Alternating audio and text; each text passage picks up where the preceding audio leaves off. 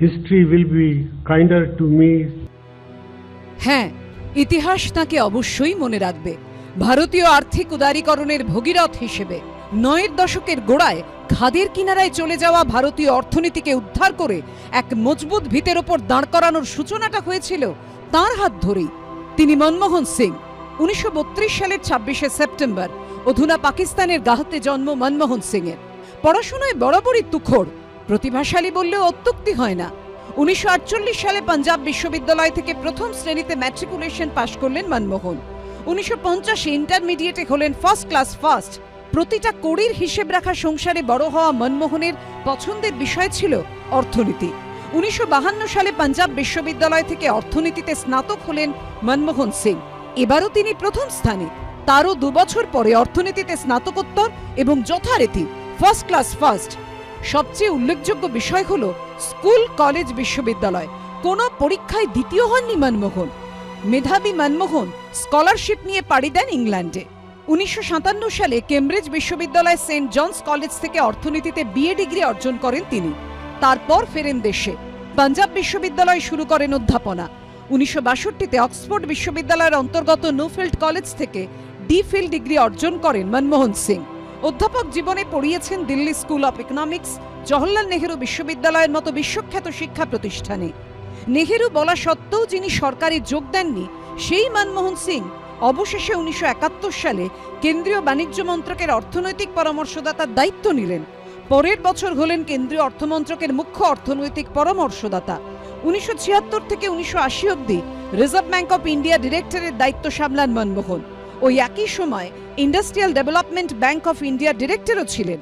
১৯৭৬ Asian development ব্যাংকের alternate governor for India পদ অলংকৃত করেন মনমোহন সিং।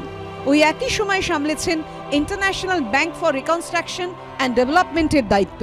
মনমোহন কেন্দ্রীয় অর্থমন্ত্রকের সচিব ছিলেন ১৯৭৬ নভেম্বর থেকে ১৯৮০ এপ্রিল অবধি। একই সময় অ্যাটমিক এনার্জি কমিশনের অর্থনৈতিক বিষয়ক সদস্যও ছিলেন। ১৯৮০ এপ্রিল থেকে ১৯৮২ ১৫ সেপ্টেম্বর অবধি প্ল্যানিং কমিশনের সদস্য সচিবের দায়িত্ব সামলান মনমোহন সিং। ১৯৮২ ১৬ সেপ্টেম্বর থেকে ১৯৮৫ ১৪ জানুয়ারি অবধি তিনিই ছিলেন আরবিআই এর গভর্নর।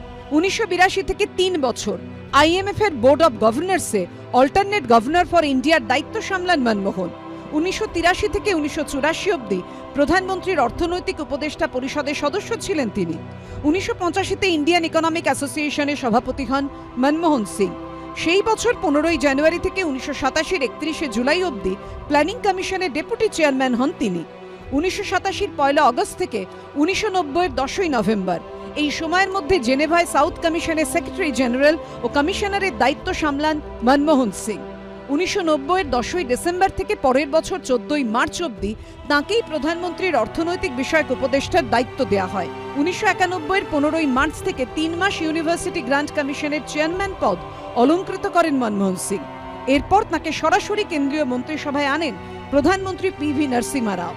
১৯৯১ ২১ জুন থেকে ১৯৯৬ 15 মে কেন্দ্রীয় অর্থমন্ত্রীর দায়িত্ব পালন করেন মনমোহন সিং। ১৯৯১ অক্টোবরে প্রথমবার রাজ্যসভায় নির্বাচিত হন তিনি। ৯৫ জুনে সংসদের উচ্চকক্ষে পুনর্নির্বাচিত হন মনমোহন সিং। এরপর ৯৬ থেকে প্রধানমন্ত্রী হওয়ার আগে অবধি কেন্দ্রীয় অর্থমন্ত্রকের পরামর্শদাতা কমিটির সদস্য ছিলেন তিনি। মাঝে ১ বছর সংসদের বাণিজ্য বিষয়ক কমিটির চেয়ারম্যানের দায়িত্বও পালন করেন মনমোহন সিং। ১৯৯৮ ২১ মার্চ থেকে ২০০৪ ২১ মে অবধি রাজ্যসভার বিরোধী দলনেতা ছিলেন তিনি। ২০০১ জুনে তৃতীয়বারের জন্য তিনি রাজ্যসভায় নির্বাচিত হন। এরপর সেই মাহেন্দ্রক্ষণ। I, Manmohan Singh, do swear in the name of God that I will bear true faith and allegiance to the Constitution of India as by law established, that I will uphold the sovereignty and integrity of India, that I will faithfully and conscientiously discharge my duties as Prime Minister for the Union, and that I will do right to all manner of people in accordance with the Constitution and the law, without fear or favor, affection or ill will. ২০০৪ থেকে ২০১৪ 10 বছর দেশের প্রধানমন্ত্রীর দায়িত্ব সামলান মনমোহন সিং। একের পর এক সাফল্য যেমন পেয়েছেন, যুগান্তকারী আইন পাশ করিয়েছেন, তেমনি 2G কয়লা থেকে কমনওয়েলথ, একের পর এক দুর্নীতির অভিযোগ তাকে বিদ্ধ করেছে। মনমোহন সিং চলে গেলেন, কিন্তু এমন বাগ্মী, মিতবাক, রুচিশীল, মার্জিত রাজনীতিবিদের অভাব চিরকাল বোধ করবে ভারতীয় গণতন্ত্র। এবিপি আনন্দ।